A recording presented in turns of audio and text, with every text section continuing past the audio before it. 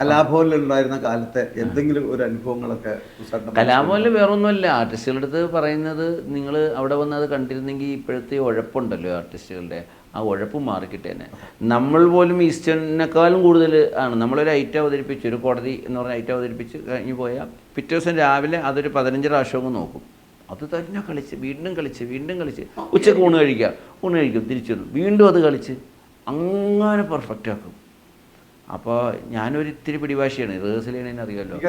പിന്നെ പ്രോഗ്രാം കഴിഞ്ഞിട്ട് മനോജ് ഒരിക്കൽ KS പ്രസാദ് മുർദാബാദ് എന്ന് പറഞ്ഞ് എന്നെ മുദ്രാവാക്യം വിളിച്ചിട്ടുണ്ട്. കാരണം കഷ്ടപ്പാട് കണ്ടിട്ട്. ഓർമ്മയില്ലേ? നീതി പാലിക്കുക. കാരണം അങ്ങനെയല്ല, നമ്മുടെ ആ ലാസ്റ്റത്തെ ആ ഒരു ഐറ്റം ഉണ്ടല്ലോ, മറ്റേ മസാല മിക്സ്, ഡ്രസ്സ് മാറി വരണ്ടേ. അപ്പോൾ എല്ലാവരും വന്ന് ചോദിക്കും, ഇത് എങ്ങനെ നിങ്ങൾ ഇത്ര പെട്ടെന്ന് ഡ്രസ്സ് മാറി എന്ന് ചോദിക്കും. അപ്പോൾ മുർദാബാദ് വിളിച്ചിട്ടുണ്ടോ? അത്രയും എല്ലാവരും പണിയെടുക്കണ്ടേ,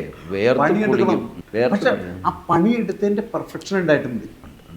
ഇന്ന് ഉഴപ്പി അങ്ങനെ അത് മതി, നീ ഇത് പറഞ്ഞാൽ അത് ഒരു കമ്മിറ്റ്മെന്റ് കുറഞ്ഞു പോയി പ്രേക്ഷകനോടുള്ള. പിന്നെ അതുപോലെ തന്നെ ടൈം മിഷൻ കോമഡി ഷോ പുതിയൊരു കൺസെപ്റ്റ് ആയിരുന്നു നമ്മുടെ. മാർജിൻ ഫ്രീ കോമഡി ഷോ അതൊരു കൺസെപ്റ്റ് ആയിരുന്നു. USA മാർജിൻ ഫ്രീ അല്ലേ നമ്മുടെ USA നടന്നത് അത്. പക്ഷെ അത് കൊച്ചിൻ ഗിന്നസ് USA ആയിരുന്നു ഏറ്റവും ഹിറ്റായിരുന്നു. അതൊരു ഫീലിങ്സ് ഉണ്ടാക്കിയ ഒരു കാസറ്റ് ആയിരുന്നു.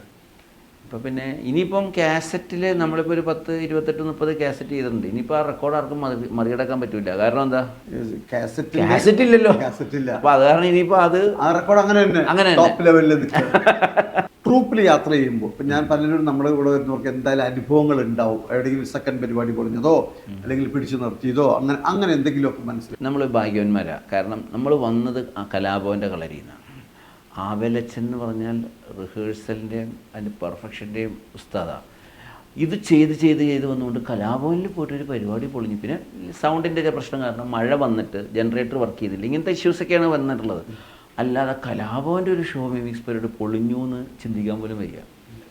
ആ ഒരു സ്കൂളിൽ നിന്ന് വന്നുകൊണ്ട് ആ സ്കൂളിൽ നിന്ന് വന്നുകൊണ്ടാണ് നമ്മുടെ ഈസ്റ്റേൺ മുതലുള്ള നമ്മുടെ ഗിന്നസിൻ്റെ പരിപാടി. ഗിന്നസിൻ്റെ പരിപാടി പോയിട്ട് എവിടെയാണ് പൊളിഞ്ഞത്? കാരണം നമ്മൾ ആ സ്കൂളാണ് വന്നേക്കുന്നത്. അപ്പം അതുകൊണ്ട് നമുക്ക് അങ്ങനെ തിക്ത അനുഭവങ്ങൾ ഏറ്റവും കുറവ് കിട്ടിയിരിക്കുന്ന ഒരു സംഘമായതെന്ന് നമുക്ക് അഭിമാനിക്കാം. കുറവാന്ന് പറഞ്ഞാൽ ഇത്തരം പ്രശ്നങ്ങൾ ഉണ്ടാകുന്നത് മനസ്സിലായില്ലേ നമുക്ക്. ടെക്നിക്കൽ ഇഷ്യൂസ്, പ്രകൃതിക്ഷോഭം ഉണ്ടാകാം. സ്റ്റേജ് പൊളിഞ്ഞു പോയിട്ടുണ്ട്. എനിക്ക് ഞങ്ങൾ ജയറാമും സാന്നിധ്യനൊക്കെ ആയിട്ട് പോകുമ്പം ഒരു ക്ലാസ് റൂം കളിക്കും. അപ്പോൾ അവസാനം ഇങ്ങനെ ചാടി എഴുന്നേക്കും, ചാടുമല്ലേ, ചാടുന്ന സമയത്ത് സ്റ്റേജ് ബ്ലം എന്ന് പറഞ്ഞ് പൊളിഞ്ഞ് താഴെ പോയി, എല്ലാം താഴെ പോയി.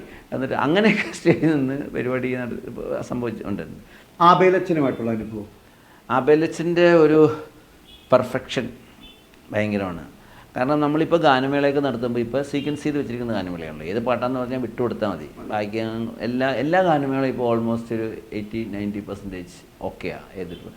മറ്റേത് അങ്ങനെയല്ല, എല്ലാം ലൈവായിട്ട് വായിക്കണം. അപ്പോൾ അത്രയും റിഹേഴ്സൽ നടത്തണം.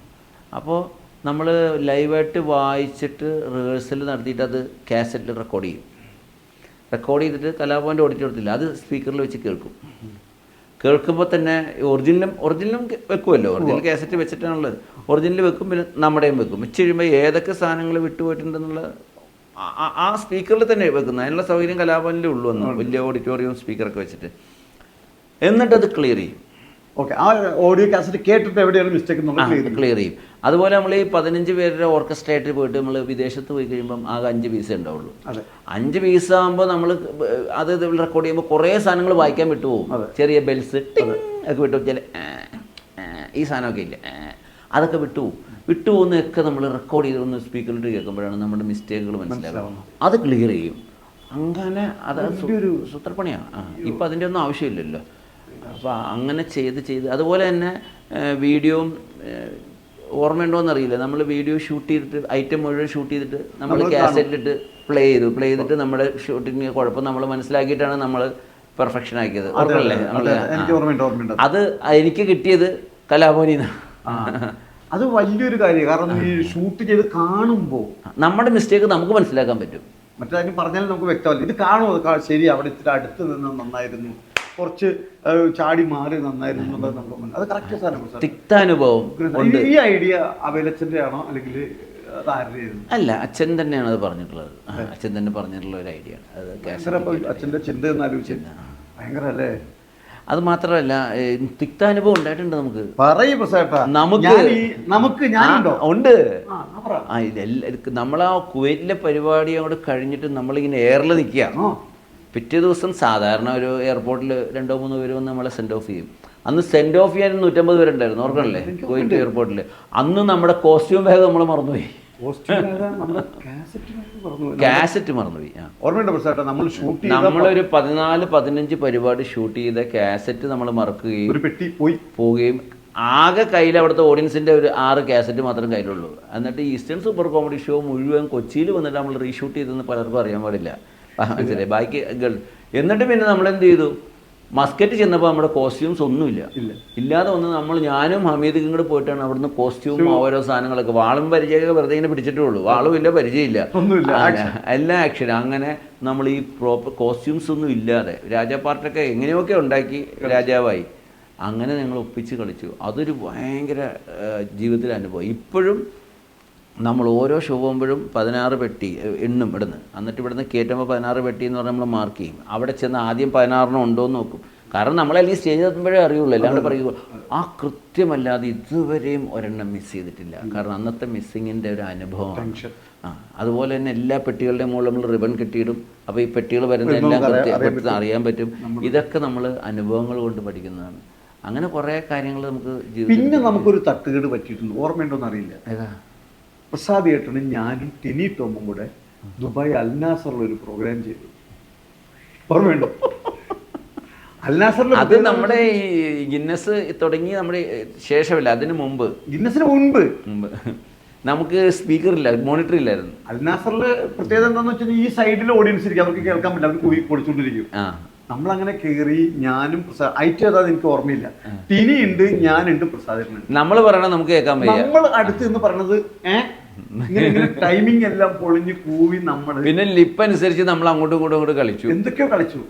എന്നിട്ട് പ്രസാദം പറഞ്ഞ അല്ല, പ്രോഗ്രാം തുടങ്ങി പ്രസാദം പറഞ്ഞൊരു വാക്കുണ്ട്, ടിനി, മനോജ്, നമ്മുടെ കുറേ സ്പോൺസർമാര് ഫ്രണ്ടിൽ വന്നിരിപ്പുണ്ട് പരിപാടി കാണാൻ, ഈ പ്രോഗ്രാം വിജയിച്ചാലാണ് നമുക്ക് കാര്യം നോക്കാം. നമ്മൾ 8 നിലയെ പൊട്ടിപ്പോയി പോയി. അത് എന്നിട്ട് നമ്മൾ പിറ്റേ ദിവസം, ഞാനിപ്പോൾ ഓർക്കാം, നമ്മൾ റൂമിൽ ചത്ത് കിടക്കങ്ങനെ.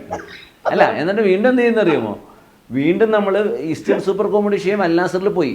കാരണം 10,000 വാട്സ് വെക്കണ്ടതിന് 1000-2000 വാട്സ് കൊണ്ട് വെച്ചിട്ട് അവിടെ പോയി. ആ ഒരു സ്റ്റേജ് മാത്രമേ നമ്മൾ പോയത്. കാരണം അതിനുശേഷം അൽനാസറിൽ പ്രോഗ്രാം ഉണ്ടോ, ഞാൻ രാവിലെ ചെല്ലും.